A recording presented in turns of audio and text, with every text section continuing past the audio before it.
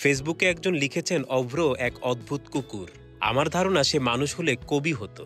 অভ্র নামটি কে দিয়েছে তা জানা যায়নি, তবে ঢাকা বিশ্ববিদ্যালয় এলাকায় অভ্রকে অনেকেই চেনে।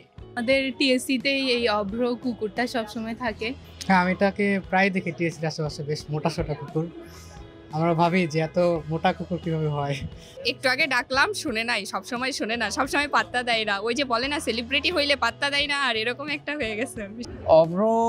অভ্রর বয়স অলমোস্ট ৬-৭ বছর এর মতো বা তার কম বেশি হবে। দেখতেই পাচ্ছেন খুবই হেলদি একটা ডগ।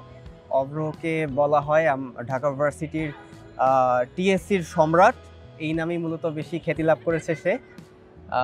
এই ক্যাম্পাসেই থাকে সে, এই ক্যাম্পাসেই থাকে, ঘুমায়, খাবার খায়, সবাই খুব আদর করে এবং আমাদের সবার যত্নের অভ্র। কে বা কারা যেন অভ্র নামে একটি ফেসবুক অ্যাকাউন্টও খুলেছে। ফেসবুকে পাওয়া যায় অভ্রকে নিয়ে অনেক অনেক ছবি।